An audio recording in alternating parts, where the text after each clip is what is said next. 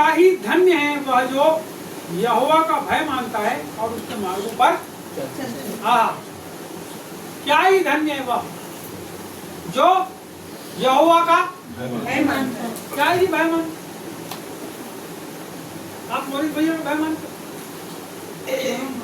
आने के पहले बात बना लेते कुछ बोले तो कर देते हो जल्दी से जाके। वो क्या है भय का मतलब वैसा वाला भय नहीं कि सरकार हाथ पैर कप रहे आएगा तो भागा भग मारेगा वैसा वाला नहीं। अरे आदर वाला भय।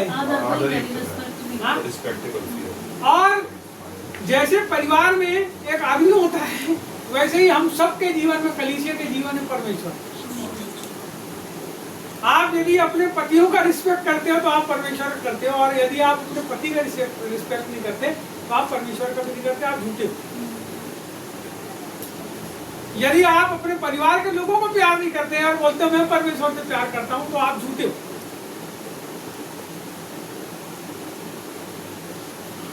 आप बोलो कि मैं बहुत प्रभु में प्रार्थना में जाता हूं और आप घर का आदमी भूखा बैठा है, इसका मतलब आपकी प्रार्थना ना कोई काम की नहीं।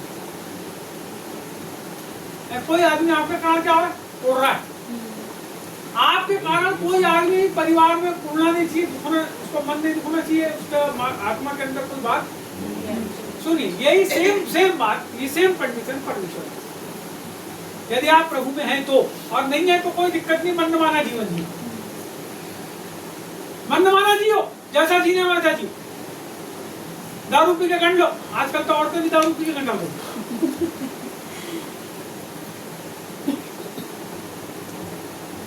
यहाँ पे लिखा है क्या ही धन्य है हर एक जो यहोवा, हर एक, उसने ऐसा नहीं बोला कि तू, उसने यहाँ लिख दिया हर एक, हर आदमी जो यहोवा का भय मानता वो धन्य। जो भी हो, हर एक, चाहे वो ईसाई हो, चाहे वो गोसाई हो, चाहे वो कसाई हो, चाहे वो हिंदू हो, चाहे वो मुस्लिम हो, चाहे वो सिख हो, कोई भी आदमी हो, कोई भी हो। मैं अपने भाई के पास गया, मैंने बहुत खतरनाक सपना देखा था और हमने प्रार्थना करे, मैं मेरी मिसेज ने और विजय भाई ने, और परमेश्वर ने तुरंत उत्तर दिया हमारे सपने का। और हम जब गए वहाँ पे उसके घर में, मैंने कल जाके उसको ये सपना बताया और वो प्रभु को नहीं माना, लेकिन मैंने जाके उसको ये बताया कि भैया तू प्रार्थना कर। तो उसने बोला आपने जो जो बात बोली सही, आपने जो बताया भैया मेरे को ऐसा महसूस होता है। उन्होंने घटना मेरे को सेकंड डे की बताया तो उसके परिवार की कुछ बात ऐसी अदृश्य शक्ति की घटी, तो उसने बताया। अब मैंने उसको ये बोला भैया तू प्रभु को मान, चाहे मत मान, तू प्रार्थना करना चाहिए। मैंने उसको बता के आया, और नहीं आता मैंने भैया तू सीख ले। मैं उससे ज्यादा अपने भाई को नहीं बोल सकता क्योंकि मेरा भाई बहुत समझदार है। मैंने उसको अपनी तरफ से बात बोल के, हमारा काम है जी, यदि परमेश्वर आपको कुछ बताता है, यदि आप संसार से ऐसा सोचते हो आप कि ये पड़ोसी है, हमारे पड़ोसी है देखो, जो आपका परिवार को छोड़ के आप कोई भी आदमी हो संसार, आपके परिवार को छोड़ के, अभी आप कलीसिया में हो ना, अभी आप कलीसिया में हो, अभी आप कलीसिया में हो, आप कलीसिया में, आप सब जितने बैठे हो हम सब भाई बहन। अब वो एक अलग बात है कि शादी ब्याह भी हो जाती है हम लोग में, लेकिन हम सब कौन है, भाई बहन। यीशु के द्वारा बचाए हुए चुने हुए लोगों का समूह, और हम परमेश्वर के परिवार में उसकी संतान के रूप में, हम सब संतान के रूप में, एक कुनबे के रूप में होगा, हम सब उसके लोग हैं। तो हम लोगों को छोड़ के पड़ोसी की बात कर रहा हूँ, कौन है जो हमारे परिवार का हिस्सा नहीं, वो कौन है हमारा, तो पड़ोसी से अपने समान प्रेम रखो, अपने समान प्यार करो, ऊपर वाले से भी प्यार करो, बाजू वाले से भी करो, लड़ाई झगड़ा करने की जरूरत नहीं होती। क्या ही धन्य है वह पुरुष जो, क्या लिखा है पुरुष, बाइबल में बार बार लिखा है, 2-3 बार पुरुष आता है क्योंकि मैं अपने आप को पुरुष समझता। तो यहाँ हर एक लिखा है, हर एक जो, लेकिन हम आत्मा है सब। अब आप स्त्री समझो चाहे पुरुष समझो, आप तो आत्मा हो, और आत्माओं की शादी नहीं होती, मेरी बात सुनना, ये शरीर की शादी होती। यीशु मसीह ने बहुत स्पष्ट बता दिया है, सब स्वर्गदूत के समान हो जाएंगे, शादी ब्याह भी होने वाला, सोचो ही मत। मरोगे तो तुम्हारी सब परियां तुमको मिलेगी, वहां तुम्हारी सेवा करेगी, या तुमको वहां परे मिलेंगे, स्वर्गदूत कहने पंख वाले परे। सोचना ही मत ऐसा, ऐसा कुछ होने वाला ये संसार में ही, संसार को भर देने के लिए ही ये स्त्री और पुरुष के शरीर का आविष्कार परमेश्वर के द्वारा किया गया है। सुनो, आविष्कार है हम लोग परमेश्वर, उसने बनाया है हमको, और जो हमारे अंदर आत्मा है वो है उसका स्वरूप और वो है उसकी समानता। ये शरीर तो सब कैसे है, नश्वर है, और नश्वर शरीरों को प्रभु बाद में स्वर्गदूत के समान बना दे। तो क्या ही धन्य है वे जो पढ़ो पढ़ो पढ़ो, क्या ही धन्य है हाँ, हर एक जो यहोवा का भय मानता है। क्या करता है? यहोवा का भय मानता है और उसके आगे और उसके मार्गों पर चलता है। अरे तुम तो भय मान रहे हो, घर में घर ही में बैठे हो, घर में बैठे हो, और घर में बैठ के बोल रहे हो कि मैं जा रहा हूँ दिल्ली। कहाँ जा रहा हूँ? अभी बैठे कहाँ? तुम तो सपने में लाल किले के सामने पहुंच गए, लेकिन सही में पहुंचे क्या? हैदराबाद जाएंगे, चार मीनार, अभी जिस चीज ने चार मीनार देखा होगा उसको दिख रहा होगा। अभी नई नई कुछ पिक्चर आएगी साउथ की, उसमें चार मीनार का सीन दिखाया है, तो कई लोगों ने देखे होंगे तो उनकी आंख में दिखता होगा चार मीनार का, है ना? ये लड़के को भी दिख गया, बताओ कभी नहीं गया हैदराबाद। क्या ही धन्य है वो जो उसके पहले तो क्या हो गया, भय मान रहा है, दूसरी चीज मार्ग मार्ग चलना। इधर उसके इधर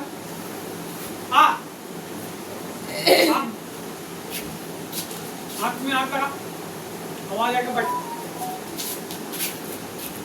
अभी जब मैं 10 बार आने जाना करेगा और 11वीं बार बैठ जाएगा, आएगा नहीं वहां से।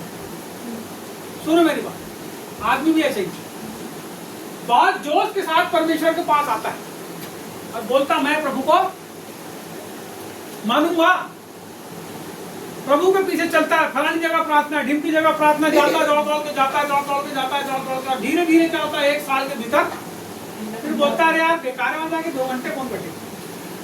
अब पता है मार्ग पर चलना पड़ता है, और चलने के लिए आपके शरीर का श्रम लगता है, टिकट कटाने के लिए पैसा लगता है, रास्ते में खाने के लिए पैसा लगता है। फोकट में आप कोई रास्ते में नहीं चल सकते, चल ही नहीं सकते। पैदल भी चलोगे ना यदि आप, तो आपका शरीर का श्रम लगेगा, और जब रास्ते में प्यास लगेगी तो पानी भी पीना पड़ेगा और खाना भी खाना पड़ेगा यदि किसी रास्ते पे। मेरी बात को आप समझ लेना, परमेश्वर का घर के अंदर बैठ के भय मानना और घर से बाहर निकल के उसके मार्ग पे चलना, तो धन्य वे लोग जो परमेश्वर के मार्ग पर चलते हैं भय मानने के बाद। आपको पता है दोनों बात में से एक भी बात हटा दी जाएगी तो अधूर हो जाएगी, फिर धन्यता पूर्ण रीति से नहीं आएगी। दोनों बात आपके जीवन के अंदर, मेरे जीवन के अंदर होना। क्या होना? पहली चीज भय मानना और उसके मार्गों पर चलना। आपको पता है यदि आप गलत काम कर रहे हैं तो परमेश्वर का आत्मा आपको पछोड़ता है। हाँ। यदि हम अपने घर में गवाही करते हैं तो परमेश्वर का आत्मा आपको कचोटता है। मैं आपको बताना चाहता हूँ, और जिसको नहीं कचोट रहा है इसका मतलब उसके पास अभी प्रभु है ही नहीं। मेरी बात को ध्यान रख लेना आप, मैं सच्चाई बता रहा हूँ। आप घर में, अपने परिवार में, अपने बच्चों को डांटोगे और डांटने के बाद यदि आपको नींद नहीं आएगी 2 घंटे तक, तो समझ जाना कि परमेश्वर का आत्मा कचोट रहा है।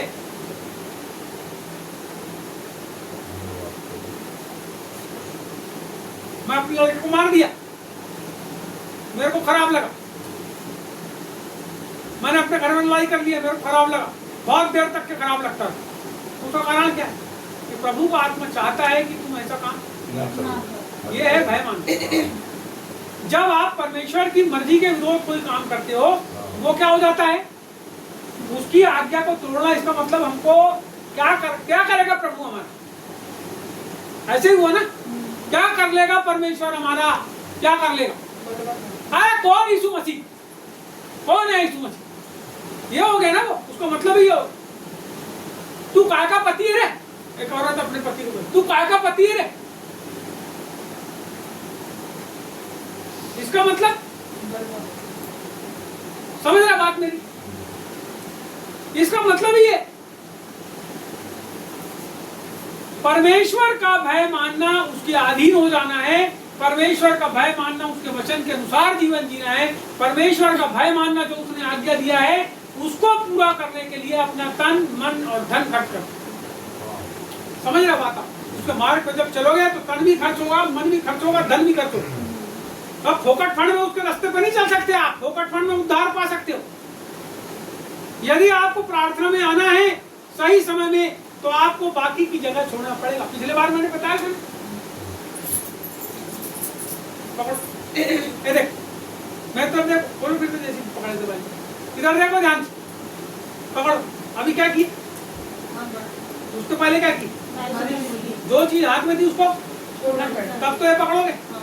छोटी चीज को छोड़ने के लिए बड़ी चीज को भी छोड़ना पड़ता है। छोड़ना पड़ता है, पहले छोड़ना पड़ेगा। यदि आपको प्रभु से मोटरसाइकिल की आशा है तो आपको साइकिल को छोड़ना पड़ेगा, नहीं तब तो मोटरसाइकिल चलाओगे। अब तुमको कार की आशा है तो फिर मोटरसाइकिल छोड़ना पड़ेगा। अब मेरे को हवाई जहाज की आशा है तो मेरे को लगता है गाड़ी मत चलाओ, हवाई जहाज में जाओ। अरे हवाई जहाज तुमको में बैठना है, तुम एयरपोर्ट पहुंच गए, गाड़ी में बैठे अपनी लंबे पैर कर, हवाई जहाज में बैठ जाओगे? अरे उतरना पड़ेगा, और उतर के आपके जीवन के अंदर में यदि आप छोड़ने के लिए तैयार हो तो आने वाली बड़ी चीज आपका इंतजार कर रही है। कई लोग अपनी पूरी जिंदगी साइकिल चलाते हैं, उसका कारण क्या है कि वो साइकिल से बाहर नहीं निकलना चाहते।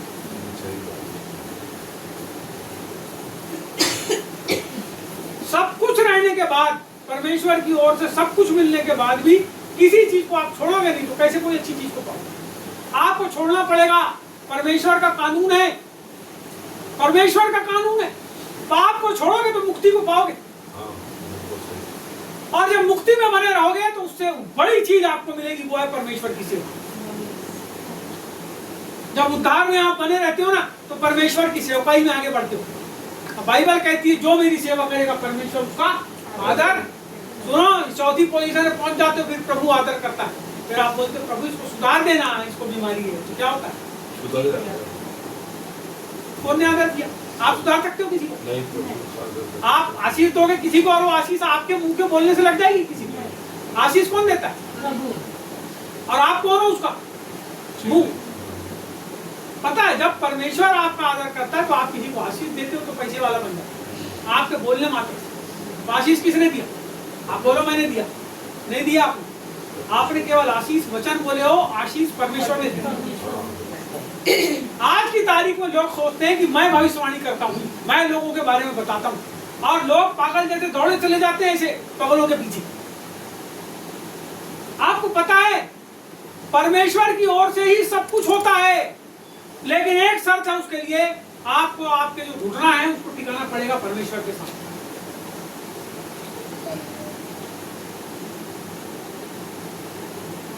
आप उसके मार्ग पर चलने के लिए आपको त्याग करना पड़ेगा।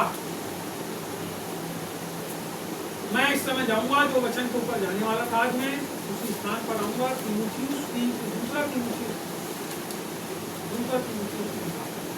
हम इस समय देखेंगे।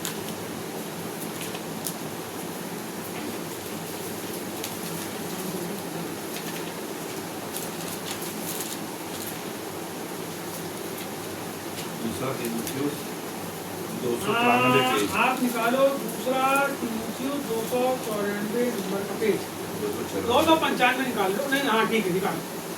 इसका हम देखेंगे दूसरा तीमुथियुस का पहला।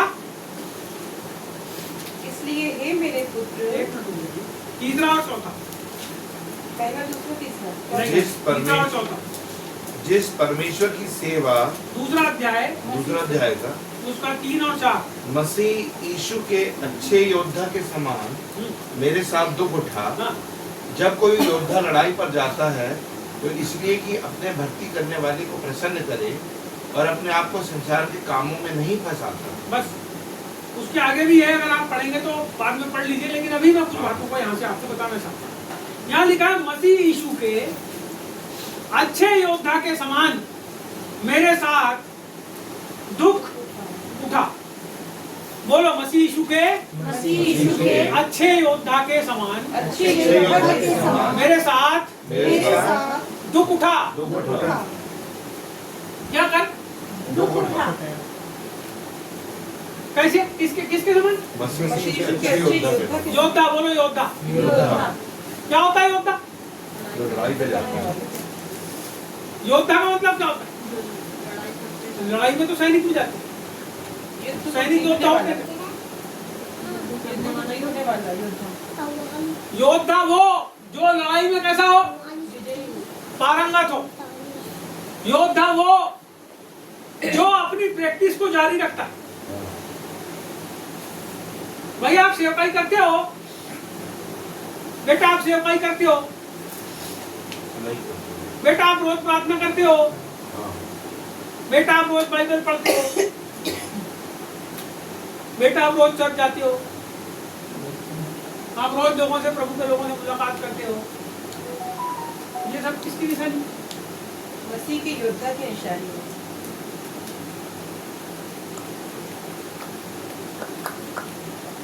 समझो मेरी बात पहले, इधर ध्यान से देखो, मैं तो देखो, मसीह के अच्छे योद्धा। अच्छे योद्धा, वहां रद्दी योद्धा नहीं बोल रहा है। अच्छे अच्छे योद्धा। आपको पता है परमेश्वर किसको सेवा के लिए बुलाते हैं? बोलो अच्छे। अच्छे योद्धा। अच्छे। अच्छा, परमेश्वर के मंदिर में तुम्हें टूटी टांग वाली भेड़ को लेके जाओगे तो याजक क्या करेगा? जल्दी से काटेगा उसको। नहीं करते। अस्वीकार है। अच्छा, यदि याजक के घर में काना आदमी पैदा हो गया तो वो प्रभु की सेवा कर सकता है? कोई लंगड़ा पैदा हो गया, विकलांग, कर सकता है? कर सकता है?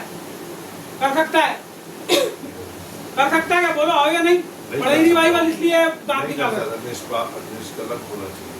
कर सकता है क्या? नहीं कर सकता। कौन करेगा? उसके सारे सुनो, परमेश्वर की सेवकाई कौन करेगा? सबसे पहले जिसने अपने विवेक के साथ, बोलो विवेक के साथ, विवेक के साथ अपना जीवन परमेश्वर को दिया है। परमेश्वर को दिया। विवेक, बोलो विवेक। विवेक क्या है विवेक? कॉन्शियस जो अपने अंदर तय कर बताता आपको पता है, यदि आप कोई हल पे हाथ रखे और पीछे देख रहा है, इसका मतलब उसकी इच्छा हल चलाने की। नहीं है। यदि एक पत्नी अपने पति को बोले मैं तेरे को छोड़ दूंगी, इसका मतलब वो बहुत पहले उसको अपने पति को क्या करी? है। छोड़ चुकी है। मेरी बात को समझना। उसी रीति से एक विश्वासी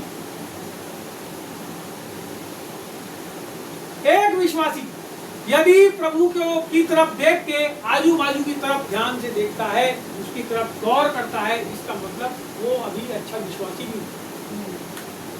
विश्वासी बनने के लिए विश्वास योग्य होना पड़ता है, और योद्धा बनने के लिए परमेश्वर के मार्ग पर चलना पड़ता है। विश्वासी बनने के लिए विश्वास योग्य, बोलो विश्वास योग्य। विश्वासी तभी विश्वासी। आपको पता है विश्वास योग्य आदमी कौन होता है? जो हर बताओ। परिस्थिति में एक समान है, जो गति मान रहा है। विश्वासी। चलो मैं अच्छी बात बताता हूं। मैंने एक डब्बा बंद करके झोले में बांध के आपके घर में छोड़ के आ गया। अब मैं बोला मैं इसको आगे 2 दिन के बाद ले जाओ।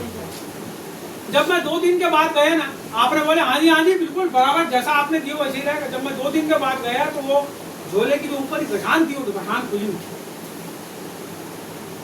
जब मैं गया और मैंने वो ढक्कन को खोला, उसके अंदर वो जो लड्डू थे उसमें 4 लड्डू कम थे, और ढक्कन को वही वो लोगों ने लगा दिए, और गठान जो मैंने 3 लगाया था, वहां 2 गठान। आप कैसे हो? विश्वास योग्य हो?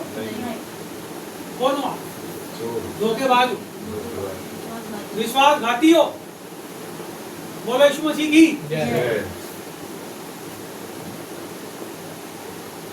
विश्वास योग्य वो है जो व्यक्ति रखवाली करता है।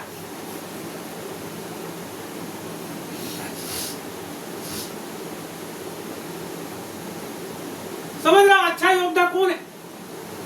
तुम्हारा विश्वास किसके ऊपर है? है तो आपकी जरूरत कौन पूरी करेगा? वही पूरा करेगा। नहीं करेगा।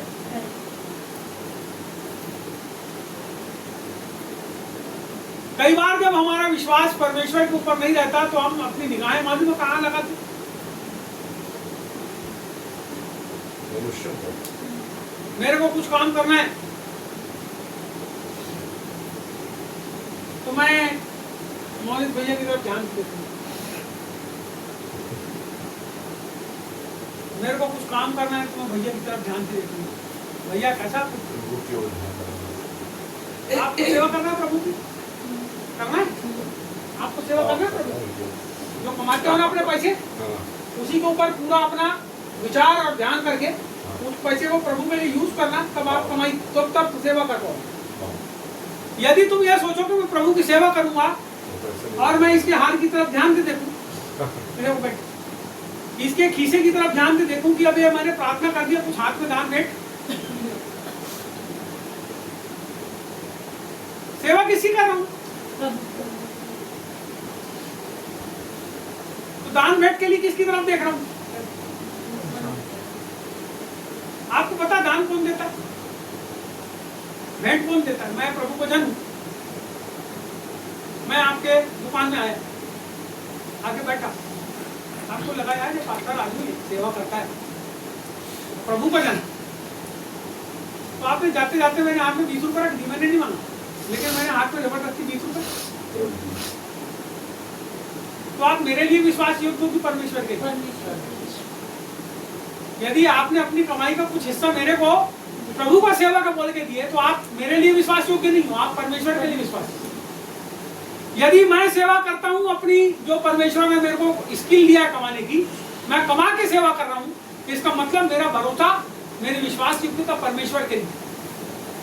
यदि परमेश्वर आपके लिए रास्ते खोल रहा है, इसका मतलब आप परमेश्वर के ऊपर जो विश्वास कर रहे हो, इस विश्वास का परमेश्वर प्रतिफल दे रहा है, लेकिन आपकी विश्वास योग्यता परमेश्वर के लिए कितनी है, इस बात को आपको समझना है।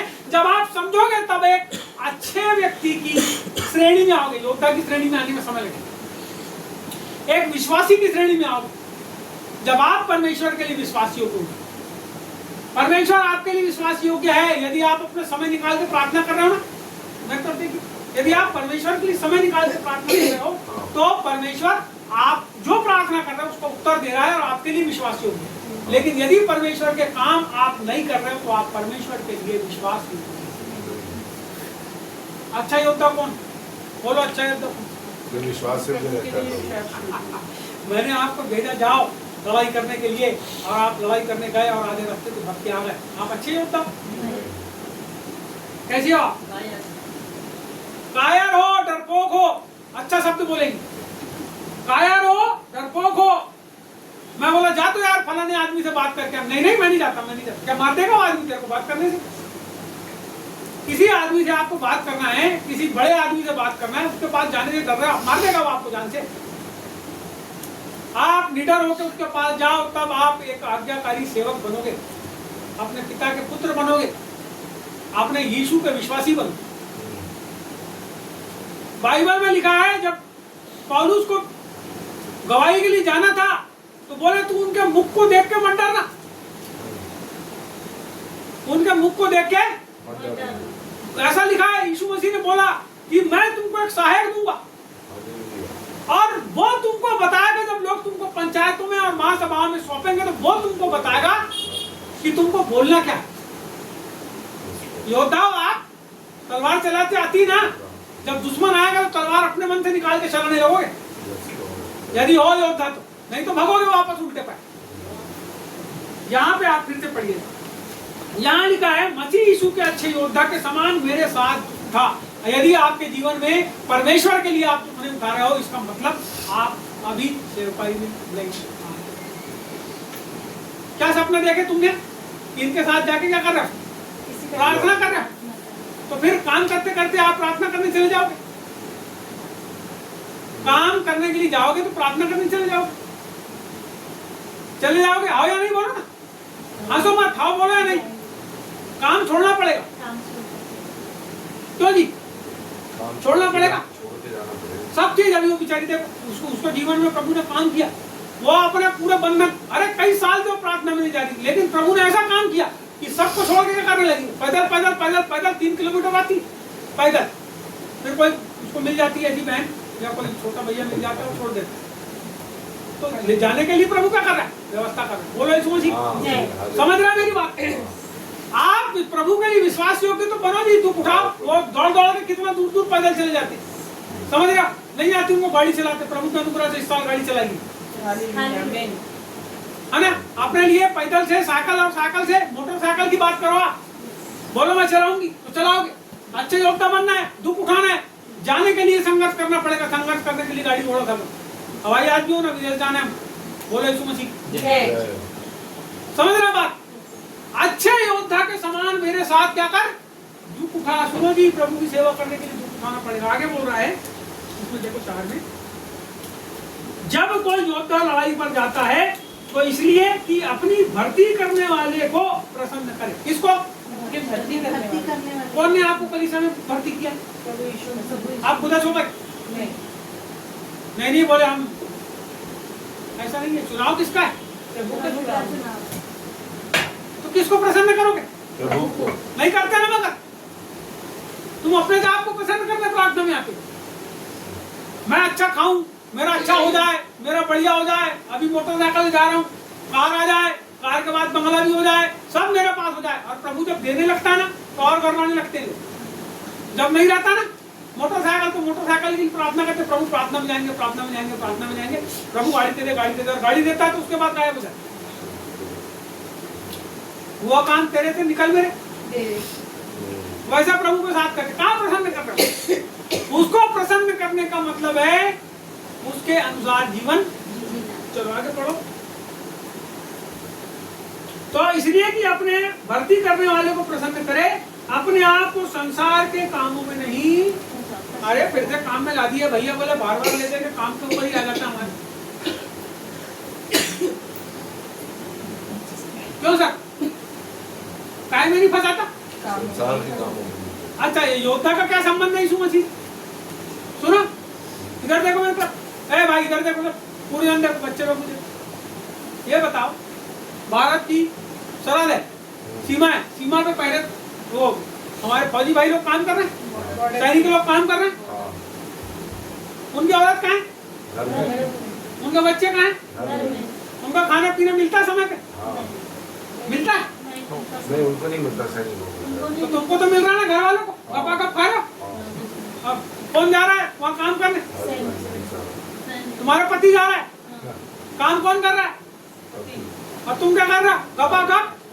अब बचाला खाना आया, सरकार दिए था, ले खा ली।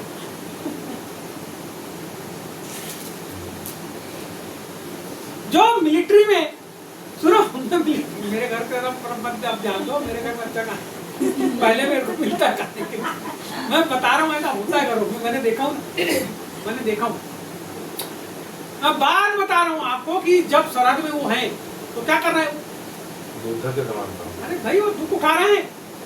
आप प्रभु में सब योद्धा। आपको बताऊं, मैं एक आत्मिक व्यक्ति था, उसकी आंख मेरे साथ रहता था। उस समय प्रोफेटिक मूवमेंट बहुत ज्यादा, एक अभिषेक मेरे साथ रहता था। तो वो जो भाई था वो क्या देखता है कि एक रोशनी मेरे ऊपर आ रही है और रोशनी मेरे ऊपर आके फिर उसके ऊपर जा रही है। इसको इम्पार्टेशन कहते हैं। आत्मिक रूप में जब जाओगे आप तो इम्पार्टेशन कहते हैं। और उसकी आंख प्रभु ने इतनी खोला था, मैं आपको बता नहीं सकता। तो वो कह रहा है, भैया जब आप पढ़ा रहे हो इफिसियों की किताब का अध्याय, सैनिक वाली जो बात पढ़ा रहे हो, तो मैं क्या देख रहा हूँ कि जैसा आप पढ़ा रहे हो पूरा कपड़ा जैसा जैसा वो झिलम है, फलाना है, ढिमका, मैं आपको पहने हुए देख रहा हूँ। मेरी बात को समझो, मैं आपको कुछ बात बता रहा हूँ और आपको ये बात समझना है। आपको भले ही अपने कपड़े, अपने वस्त्र नहीं दिखाई देते। सुनो, अब यदि आपके पास उद्धार का आश्वासन नहीं है ना, उद्धार की क्या है? तो आपके सिर के ऊपर टोप गायब हो जाए। मेरी बात को सुनना, आप सब मसीही हो, आप सब आत्मिक आदमी हो, आप सब जितने लोग हो, जो सुनने वाले हो भी सुनो, आप सब आत्मिक लोग हो, आत्मिक। और आप प्रभु में जब आ गए हो और सेवा के लिए अपना जीवन दिए हो, और विश्वासी लोग हैं, मैं उनको भी बता रहा हूँ, उनको भी समझ रहा है बात। ये सब चीजें आपके जीवन पर काम करती हैं। आपके पास 6 हथियार, टोटल 6 हथियार।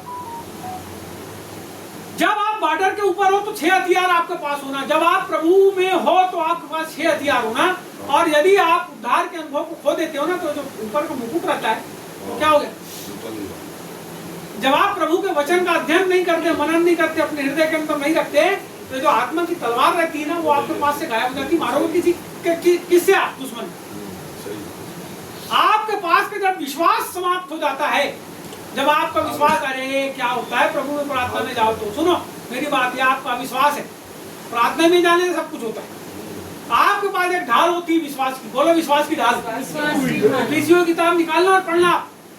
वहां जब दुष्ट जलते हुए तीरों को मारता है ना, तो आप कैसे बचाते हो? विश्वास की ढाल से। ढाल से। कोई तलवार से वार करता है, कैसे बचाते हो? विश्वास की ढाल से। और एक आ रहा शेर गुर्राने वाला, मुंह फाड़ के उसके सामने की ढाल लगा और तलवार से गच्च से मारो शेर की मुंडी साफ। आत्मिक लड़ाई में जब आप जाओगे, स्वप्न और दर्शन में जाओगे, मैं आपको बताना चाहता, परमेश्वर आपको नए नए अनुभव में लेकर जाएगा, लेकिन आप प्रार्थना भी नहीं करते। आपको पता है 7वां अस्त्र क्या है? अंतिम अस्त्र। वहां 6 अस्त्र लिखा है।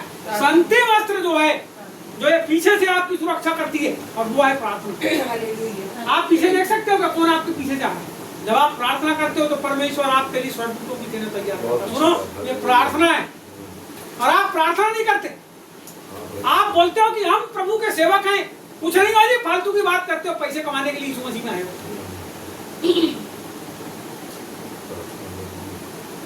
परमेश्वर के ऊपर विश्वास करो।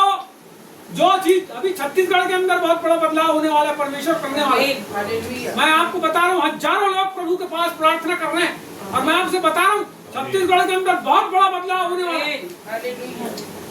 ये विरोधियों के जीवन के अंदर होगा, और खास तौर पर मैं आपको ये भी बता, परमेश्वर बहुत कुछ अपने तरीके से करता है, लेकिन मनुष्य सोचता है कि सब कुछ मेरे तरीके से हो। लेकिन जब आप प्रभु के अधीन आते हो तो परमेश्वर के अधीन हो जाओ। बाइबल कहती है परमेश्वर के अधीन हो जाओ, परमेश्वर के अधीन हो जाओ, परमेश्वर के अधीन हो जाओ। जब आप प्रभु के अधीन होते हो तो सारे विरोधी, सारे गरजने वाले से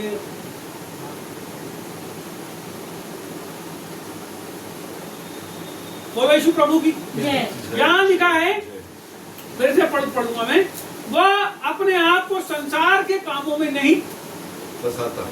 वो फौज का आदमी, मिलिट्री का आदमी सरहद के ऊपर है, और तुम संसार में अपने आप को फंसाता है। आलू लेने जाता है, भट्टा लेने जाता है, क्या लेने जाता है? अरे तुम्हारे घर का कोई आदमी यदि सेवकाई करता है तो घर में समझो अपने आप कि आपके घर का एक आदमी, सपोर्ट करो ना उसको पीछे से। उसको कहाँ आलू भट्टा लेने के लिए भेजेगा? बोलो यीशु प्रभु। जय। आपको अपने जीवन को ट्यून अप करना पड़ेगा। अभी जहां जहां से अव्यवस्थित है, सुनो, रेडियो में कार्यक्रम लगा दिया आप। कौन सा आता था भैया पहले के जमाने में? बिना का गीत माल, और लगाया आपने, कर कर कर कर कर कर कर कर कर कर चलाओ, और लगाया तुम उसको। फिर उसको सेट करते करते वो एक रहता था सरकाने वाला, ऐसा ऐसा ऐसा ऐसा करते थे, उसको बड़ी मुश्किल से सरकता था। और वो सरक के जब आता था, और एक जगह पे जब आया तो बड़ी मधुर आवाज आती थी। हाँ? और गाना बजता था बिना का गीत माला में, यीशु मसीह का मसीह वंदना कार्यक्रम आता था। वंदना करते, और जो बजाओ गाना पूरे पिन ड्रॉप साइलेंट। वो हिंदू मुस्लिम सिख ईसाई सबके घर में एक समय में पूरे भारत में वो गाना बजता था, वंदना करते हैं हम, और पूरा भारत के अंदर वो गाना गूंजने लगता था। सुनो, जब आप अपने आप को ट्यून अप करोगे, कलीसिया अपने आप को ट्यून अप करो, जब आप अच्छे योद्धा बन जाओगे, प्रभु का नाम पूरे भारत के अंदर गूंजने लगेगा। सुनो, केवल छत्तीसगढ़ नहीं, केवल महाराष्ट्र नहीं, केवल गुजरात नहीं, लेकिन पूरे भारत के अंदर परमेश्वर का नाम गूंजेगा। मैं आपसे बताना चाहता हूँ, अच्छे योद्धा के समान मेरे साथ परमेश्वर के लिए दुख उठाना चालू करो। सुनो, जो दुख उठाना है वो ऐसा नहीं। एक वचन और पढ़ देता हूँ और खत्म करूंगा। अभी कोई लोग घड़ी की तरफ देख रहे थे, मत देखो, आप सब लेट आए हो, इसलिए 1 घंटे ज्यादा बैठो। सुनो, 13 इसी का, एक का 13 पढ़ो। 1 का 13। जो खरी बातें तूने मुझसे सुनी हैं, हाँ, उनको उस विश्वास और प्रेम के साथ जो मसीह यीशु में है अपना आदर्श बनाकर रख। यहाँ बोला जो खरी बातें तूने मुझसे सुनी है, उनको उस विश्वास और प्रेम के साथ जो मसीह यीशु में है। किसमें? यीशु मसीह में जो विश्वास और प्रेम है। क्या है? विश्वास और प्रेम। क्या है? विश्वास और प्रेम। प्रभु में विश्वास करते हो? जब आप विश्वास करते हो ना, तो आप घर में विश्वासी जैसे रहते हो, लेकिन जब प्रेम करते हो तो उसके प्रेम के खातिर अपने घर से भागने के लिए तैयार हो जाते हो। जैसे लड़की लड़के से, दोनों लड़का कभी नहीं भगता लड़की के साथ, लड़की भक्ति कभी। तो प्रभु की दुल्हन कोई लेने के लिए आएगा।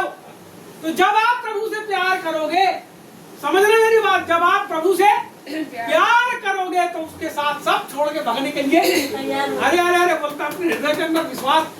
आपको पता है निकम्मा लौंडा है वो जो है गुंडा बदमाश है, मावाली जैसा लड़का, वो तुम्हारे मोहल्ले का गुंडा, उसके साथ भी क्या हो जाती है लड़कियां भागने, अब भाग जाती। अरे बोले फलाना इतना बदमाश आदमी, और जाके उसकी जान खा के उसको मजदूरी में लगा के पैसा कमाना सिखा देते। आया समझ में? आप को जो लेके भागने के लिए तैयार है अपने साथ धरती से, वो कौन है पता? यीशु अरे सारे जहां का मालिक। सही बात। वो ऐसा लफंगा नहीं है जिसके साथ आजकल की लड़कियां भाग जाती, वैसा लफंगा नहीं है। वो महाराजा धीराज है, सारी मानव जाति को बनाने वाला, सारे ब्रह्मांड को बनाने वाला, वो तुमको लेने के लिए आने वाला। तैयार हो जाओ। यहाँ बोलता है वो, इसको समझो, यहाँ बोलता है जो खरी बात है तुमने मुझसे सुनी। कैसी बात? खरी मैं जब जब संदेश देता हूँ तो पिंच करता है कई बार, क्या बता रहा है तो सही बात। मेरे को वचन के सिवा और कुछ बताने भी नहीं आ। ये प्रभु के वचन सच्चाई है इसके अंदर, इसको ग्रहण करो। और बाइबल में लिखा है कि खरी बात के जो आज का जमाना ऐसा आ गया है कि खरी बात लोग सुनना नहीं चाहते, अपने कान की खुजली मिटाने के लिए उनने बहुत सारे क्या किए। अरे अरे अरे बहुत अच्छी बात बताता है यार, आशीष की बात बताता है। अरे प्रभु में चलो, तुम चलोगे तो आशीष देने वाले हो जाओगे। भिखमंगे जैसे इधर उधर आशीष पाने के लिए और चंगाई के लिए भटकने वाले नहीं रहो। आप खुद तो बन जाओगे वैसे कि आप बोलोगे और लोग आशीष पाएंगे। खरी बात क्या कर बोलता है? विश्वास और प्रेम के साथ क्या कर? विश्वास और प्रेम के साथ अपना आदर्श बनाकर रख। अपना आदर्श। खरी बातों को क्या बनाओ? अपना आदर्श बनाना। खरी बात आदर्श बनाओगे? बोलो आदर्श बनाओगे खरी बात? खरी बातों को आदर्श बनाओगे? आप बोले या नहीं बोल? बनाओगे? आप बनाओ। जब आप बनाओगे बोलते हो तो बोलो मैं सबसे प्यार करूंगी, मैं सबसे प्यार करूंगा, मैं किसी से लड़ाई नहीं करूंगा। और जब लड़ाई करोगे तो क्षमा मांगेंगे। क्यों मांगोगे? लड़ो मत। यार लड़ोगे, जो लड़ना चाहता है उसके बाद दूसरा बनाना तुरंत तैयार। आदर्श बनाने बोलता है खरी बात। आदर्श का मतलब हमारा जो जीवन है उन्हीं बातों के ऊपर में टिका रहना। हीरो बोलते हैं उसको। आदर्श को क्या बोलते हैं? हीरो। आइडियल। अभी आजकल इंडियन आइडियल चल रहा है, वो हमारे आदर्श है। सूखे साके लोग कोई काम के नहीं, पिक्चर गाने गाते, हम उनको आदर्श बनाएंगे। और लोग टीवी खोल खोल के देखते हैं उसको। अरे बड़ा अच्छा, बड़ा अच्छा, क्या अच्छा, थोड़ी देर अच्छा लगता है उसके बाद खराब लगता है, बंद कर दो। और आप प्रभु को गाना सुनते सोते सुन लो, आप कान में लगा के, इतनी अच्छी मीठी नींद आएगी आपको, आनंद आएगा। प्रार्थना करने के लिए बैठ जाओ। वो हमारा आइडियल नहीं, हमारा आइडियल यीशु मसीह। बोलो यीशु मसीह। हमारा आइडियल यीशु मसीह के बाद कौन है? पौलुस है। खरी बात बताया उसने, जीवन की बात बताया उसने। आप उसको तो पढ़ते नहीं।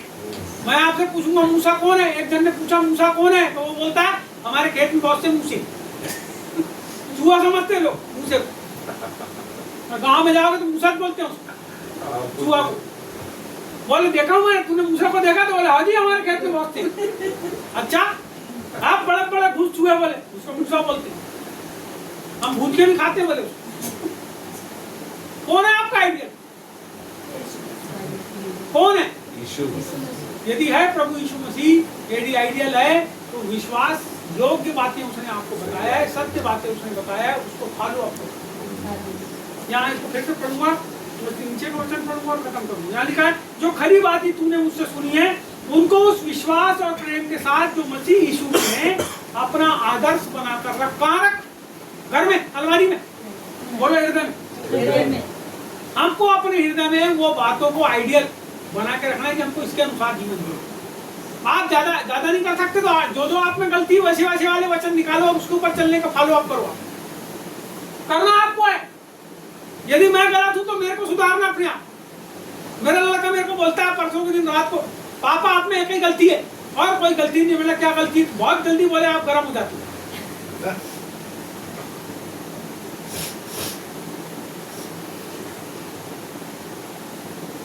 क्या गलत बोल रहा? उसने जो देखा है 20 सालों में, वो 18 सालों में, 17 सालों में, वो बोल रहा है।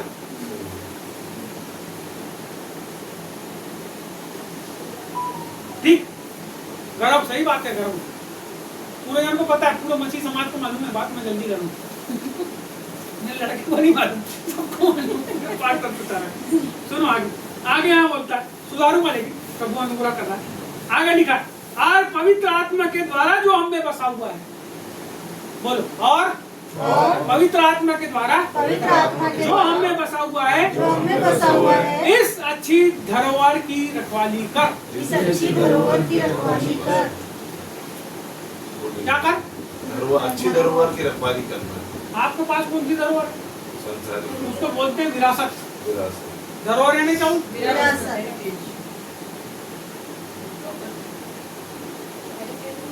क्या कर?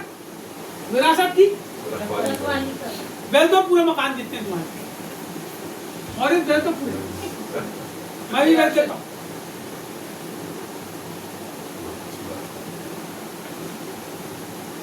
तुम्हारी गाड़ी बेल तो नहीं, बहुत मुश्किल से खरीदी हो।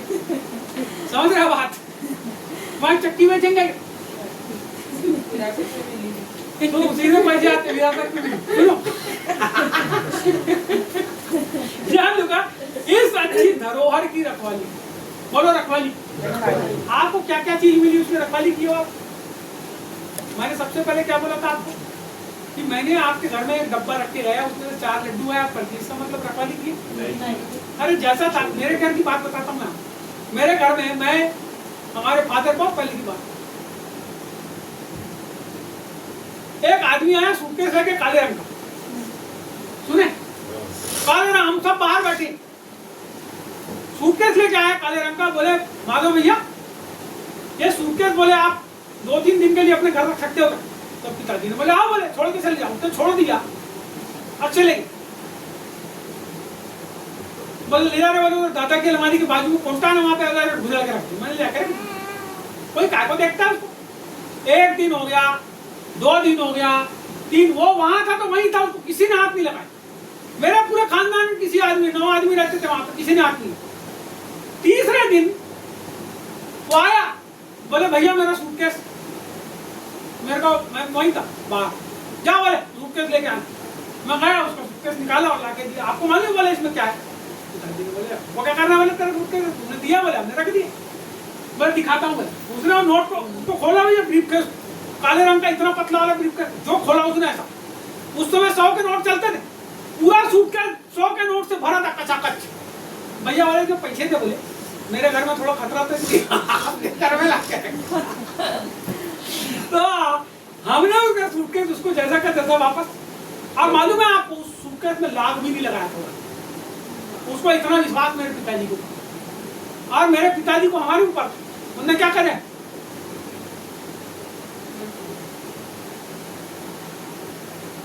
देखो यही बातें हैं मसीह जीवन की बुनियाद। आपको परमेश्वर ने जो जो चीजें दिया है, चीज का मतलब है प्रॉपर्टी की बात नहीं कर रहा हूं, क्योंकि आप योद्धा हो। आपको जो प्रभु ने आपकी सेवकाई दिया है, परमेश्वर ने जो आपको वचन दिया है, परमेश्वर ने आपको जो प्रार्थना का जीवन दिया है, सुनो जी यही धरोहर है। हमको जो चीज सबसे शुरू में, मेरे को जो चीज मिली वो मिली वचन। सही बात। मेरे को सबसे पहले जो चीज मिली वो चीज मिली प्रार्थना का जीवन।